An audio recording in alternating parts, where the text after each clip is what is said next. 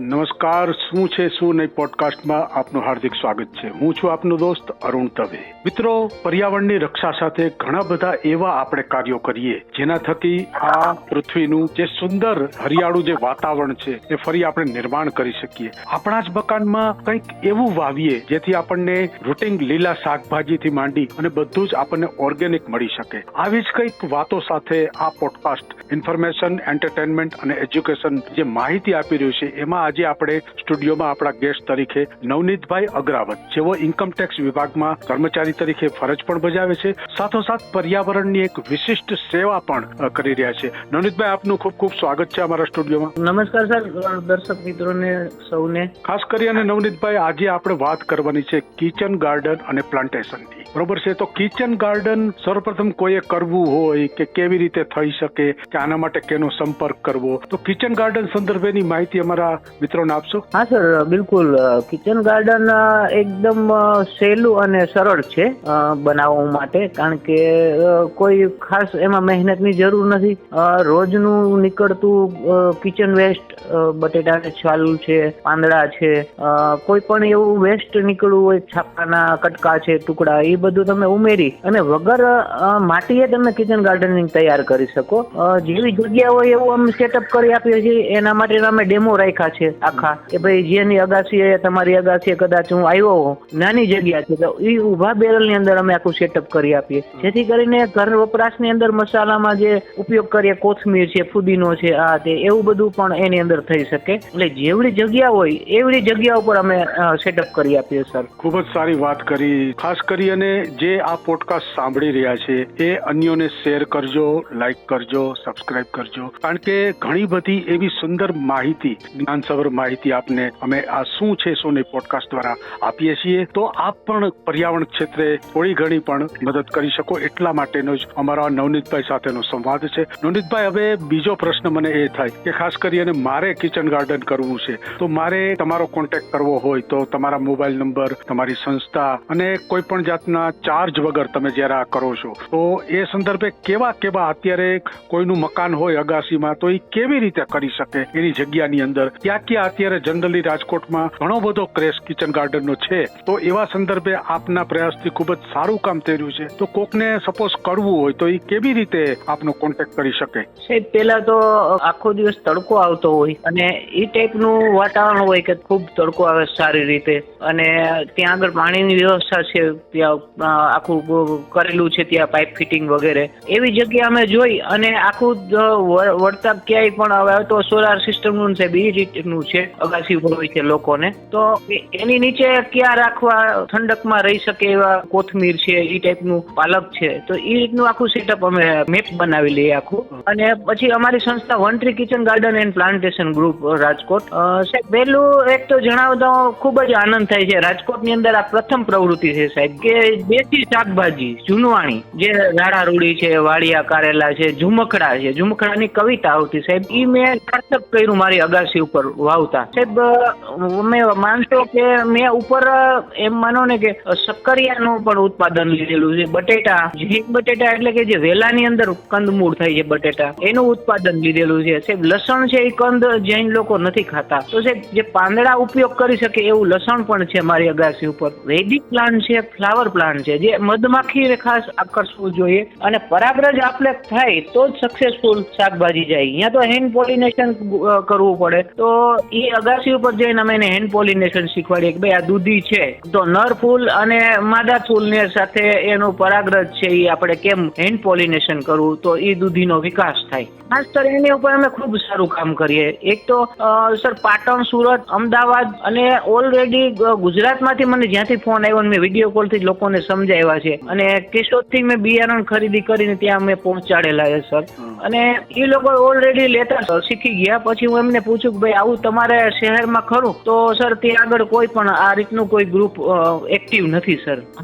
તમે જે સેમિનાર ને એના મદદથી જે તમે કાર્ય કરો છો એ ખરેખર તો પર્યાવરણ માટે એક શ્રેષ્ઠ કહી શકાય. અને સૌથી શ્રેષ્ઠ બાબત તો શ્રોતા મિત્રો એ છે કે આપણને પ્યોર ઓર્ગેનિક દવા વગરનું આપણને રૂટિન શાકભાજી મળે, આપણા જ આંગણામાં, આપણી જ પ્રિમાઇસીસમાં આપણે એનું વાવેતર કરીએ, એનું ખૂબ મહત્વ હોય છે. હવે નવનીતભાઈ, હવેનો પ્રશ્ન એ છે કે ખાસ કરી અને અલગ અલગ પ્રકારના છે, દાખલા તરીકે રીંગણા, દૂધી, મરચા, જે આપણું રૂટિન શાકભાજી છે એ બધું જ આપણે વાવી શકીએ કે ન વાવી શકીએ? બિલકુલ આવી છે સાહેબ, બિલકુલ. હું સાહેબ એક વસ્તુ તમને કહું કે કારેલા છે એ આપણે જૂના માણસમાં જે જૂના લોકો હતા એ લોકો બંદૂકના ધડાકે એટલે ઉતાસની પ્રગટવાની હોય ત્યારે બંદૂક ફોડતા પહેલાના જમાનામાં સાહેબ. એ સમયે ખાડો ગાળીને બિયારણ વાવવાનો નિયમ હતો, કારણ કે ટેમ્પરેચર સુટેબલ હોય ત્યારે એ સમયમાં, એટલે દેશી નુસ્ખાથી એ લોકો કામ કરતા. પણ જે વાડિયા કારેલા છે, જે વાડ અને બોર્ડર ઉપર થતા એ કારેલા, જે ડાયાબિટીસ અને પુષ્કળ મેડિસિન વેલ્યુ ધરાવતું એક સબ્જી છે સાહેબ, જે રાડા રૂડીને કહેવાય છે, એ બધું સાહેબ એ 12 માસે તમને આપે છે અગાસી ઉપર સાહેબ. ખૂબ જ સારી વાત કરી. ઘણા બધા નવનીતભાઈ મેડિકલ પ્લાન્ટેશન પણ હોય છે, જેનાથી ઘણા એવા એના છોડના પાંદ હોય એના ખાવાથી તો ઘણા બધા રોગોમાં કંટ્રોલ થઈ જતું હોય, આવી બધી પણ વાત હોય છે. તો આપના પ્લાન્ટેશનના જે અલગ અલગ પ્રકારના જનજાગૃતિના કાર્યક્રમ હોય છે એ તમે શાળા કોલેજોમાં કરતા હો કે અન્ય જગ્યાએ કરતા હો, તો એ કયા પ્રકારનું આયોજન તમે સમગ્ર વર્ષ દરમિયાન કરો છો? સર, બોટેનિક ના સ્ટુડન્ટને અમે ગ્રાફ્ટિંગ શીખવાડીએ, કલમ કેમ કરવું. એના 7 પ્રકાર છે કલમના. ટેબ્લેટ ગ્રાફ્ટિંગ, વી ગ્રાફ્ટિંગ, પઠ્ઠા કલમ, એ ટાઈપના અમે ત્યાં ડેમો જ કરીએ. ત્યાંથી પ્લાન્ટ લઈ જઈએ, અહીંયાથી એડેનિયમ પ્લાન્ટ, અને એક જ પ્લાન્ટની અંદર 10 પ્રકારના ફૂલ આવે છે એડેનિયમની અંદર. એક ડાળી છે તો એમાં પીળું ફૂલ થયું હોય, બીજામાં લાલ થયું હોય, બીજામાં સફેદ થયું હોય, ત્રીજી બ્રાન્ચમાં. એ રીતના વિવિધ પ્રકારે એક જ પ્લાન્ટ એવો છે, ડેઝર્ટ પ્લાન્ટ છે સાહેબ, કે એને ધોઈને ટીંગાડી દો તો એ બાવોબા એટલે રૂખડાની જેમ એ ગાંઠની અંદરથી એનું પોષણ ચલાવે છે અને એ ફૂલો આપતું રહે. Desert plant totally. મારે અગાસી ઉપર 150 પ્રકારની વેરાયટી છે.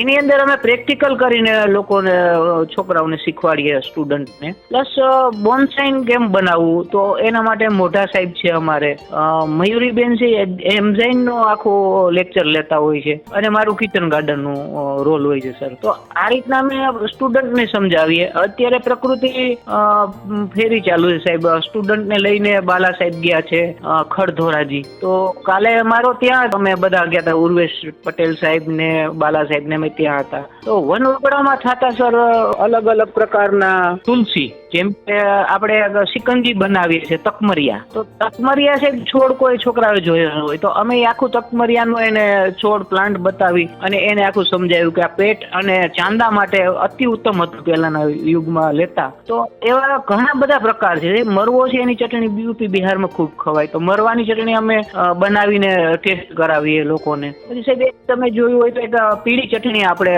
બધે ફ્રૂટ આપણે પેલો વેચતા હોય છે ફરસાણ, ત્યાં પીળી ચટણી, તો એમાં પુષ્કળ કેમિકલ આવે છે. કેમિકલ કરતા એ આપણે ચટણી આપણી ઘરે જ પેલું આપણે છોડ કેવું ભૂલી ગયો સાહેબ અત્યારે, પણ એની ચટણી બનાવી આપણે તો ખૂબ સરસ ચટણી બને એની, ટૂંકમાં બધું ઉમેરી અને આખું. એટલે જે અલગ અલગ પ્રકારના મેડિકલ પ્લાન્ટેશન છે એ પણ આપણે ઘરે કરી શકીએ અને દવાની સાથે સાથે ઘણું બધું આપણે એમાંથી મેળવી પણ શકીએ. અને સૌથી શ્રેષ્ઠ બાબત તો એ છે કે આપણને પ્યોર ચોખ્ખું ખાવા મળે છે, એ સૌથી અગત્યની બાબત છે. સાથોસાથ પર્યાવરણનું જતન પણ થાય છે, અને સૌથી ગ્લોબલ વોર્મિંગની જે સમસ્યાઓ અત્યારે છે એમાં ક્યાંક ને ક્યાંક દરેક જો પૃથ્વીવાસી છે પોતપોતાની રીતે આવી રીતે ગ્રીનરીમાં હેલ્પફુલ થાય તો એ સારી બાબત છે. હવે આપની જ કોઈ પણ જે કાર્ય કરી રહ્યા છો અત્યારે, એમાં ખાસ કરીને જે પ્લાન્ટેશન કરતા હોય એ અગાસી ઉપર જો વૃક્ષો ને આવા બધા જે ગ્રીનરી છે, નાના નાના પ્લાન્ટો છે,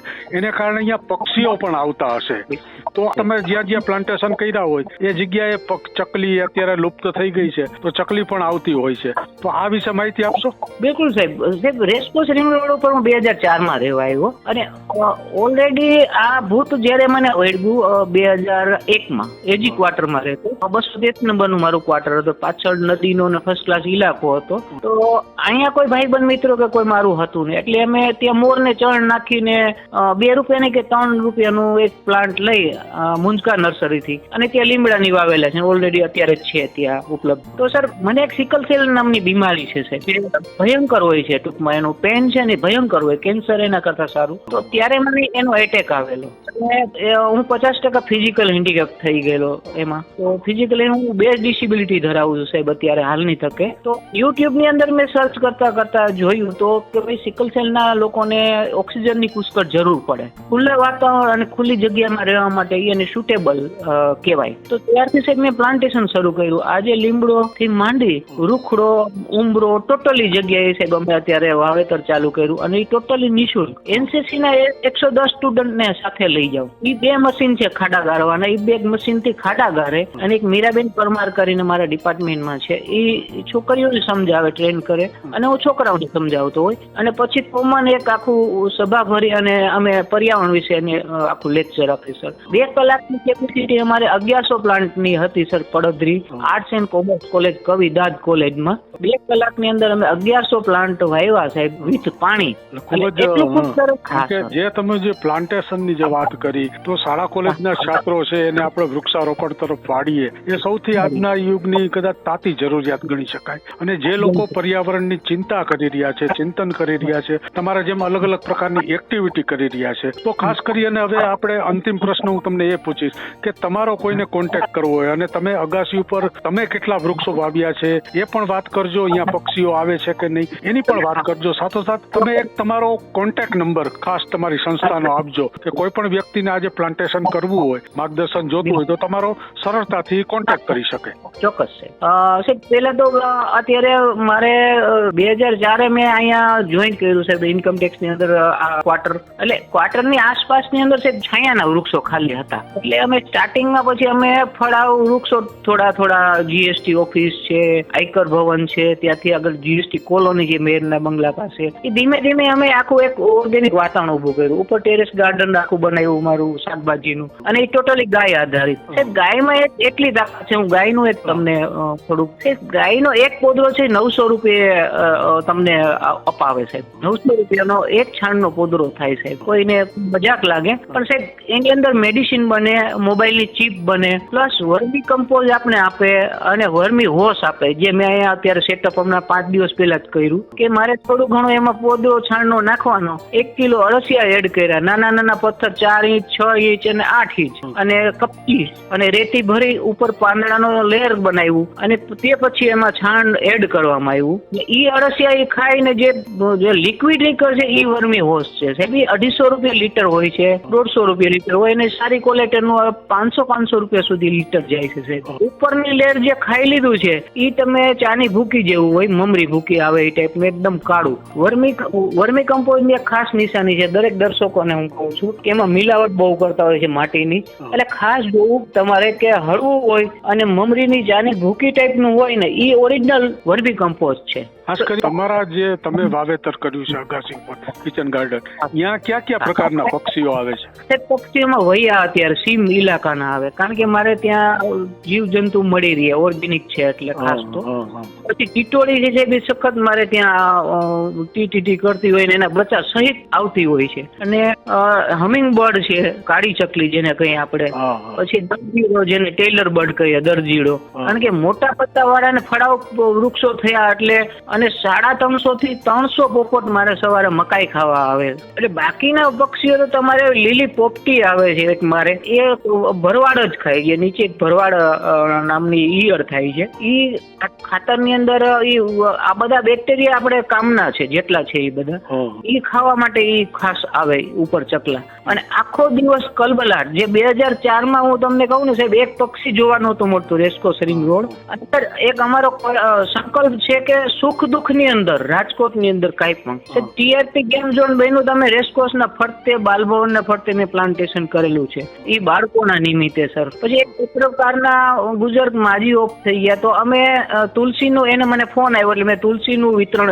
ત્યાં આગળ બેસણાની અંદર રાખ્યું સાહેબ, કે પર્યાવરણમાં સુધાર આવે અને લોકોને ઘર આંગણે તુલસી પણ થાય. હર વર્ષે સાહેબ ઇન્કમટેક્સ ડે નિમિત્તે અમે 600 થી 700 પ્લાન્ટ અમે ગુલાબ, મોગરો, તુલસી, ફુદીનો મશીનો જેવા અમારી ઓફિસથી જ અમે વિતરણ કરીએ સાહેબ. ખૂબ જ સારી વાત કરી, કારણ કે એક અલગ પ્રકારની જે આખી સમાજની અંદર જે તમે રીત રસમ ઊભી કરી છે. તમે ઉઠમણાની અંદર ઘણા લોકો મેરેજમાં, જન્મદિવસમાં એ વૃક્ષના રોપા આપતા હોય છે, અને આવી એક બહુ સારી એક જાગૃતિની માહિતી બધા જ કરતા હોય છે.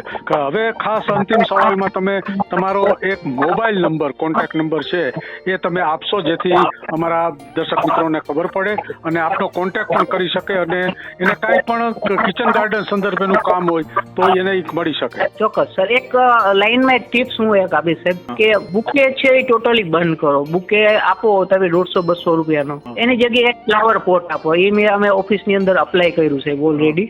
કેટલા વર્ષથી અમારે ઓલરેડી એ જ ચાલુ છે. ખાસ ઓર્ગેનિક ખેડૂતને તમે હાયર કરો, જે મારું એક ગ્રુપ એ પણ હું ચલાવું છું સાહેબ. ગયા વર્ષે મેં 6 લાખના ડબ્બા લયા હતા, 150 ડબ્બા લીધા હતા, 3350 લેખે એનું કિંમત વેલ્યુ હતી. ઘણા ઉપર ત્યાં પિકનિક મનાવીએ, ત્યાં લાડુ બાડુ ખાઈએ અને સાંજે અમારો તેલના ડબ્બા ભરીને પાછા રિટર્ન થઈ જાય સાહેબ. આ વર્ષે અમારે 120 ડબ્બા અત્યારે ચાલ્યા ગયા છે, અને એ ગ્રુપ સતત અમારું ચાલતું રહે છે. કોઈ પણ જાતનું કોઈ વચ્ચે દલાલી, નો કમિશન નહીં, કાંઈ. અને સાહેબ બધાને 0% સર મેડિકલ બિલ થઈ ગયું ઘરની અંદર. હા સર. અને હું જે કાર્ય કરું છું તો મને મારો મોબાઈલ નંબર છે 9408793551 9408793551. ખૂબ જ સારી વાત કરી નવનીતભાઈ. ક્યાંક ને ક્યાંક આપ સમાજ પ્રત્યેની જે ફરજ અદા કરી રહ્યા છો, અને ખાસ કરીને પર્યાવરણના જે રક્ષણ માટે આપ કામ કરો છો, એના માટે શું છે શું નહીં પોડકાસ્ટ આપને એક સલામ કરે છે, સાથોસાથ તમારો ખૂબ ખૂબ આભાર પણ માને છે. કારણ કે આપે એક મહત્વની જે વાત કરી કિચન ગાર્ડન અને પ્લાન્ટેશનની, એ અમારા દર્શક મિત્રોને ખૂબ જ ઉપયોગી થઈ છે.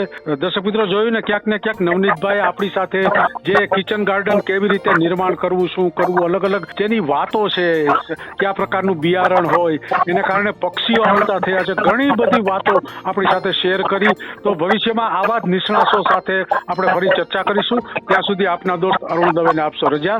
નવનીતભાઈ આપનો ખૂબ ખૂબ આભાર. ફરી ક્યારેક પણ આપણે મળીશું અને શ્રોતાઓને માહિતી આપીશું. ચાલો આવજો દર્શક મિત્રો. જય શ્રી રામ. જય શ્રી રામ સર. શું છે શું નહીં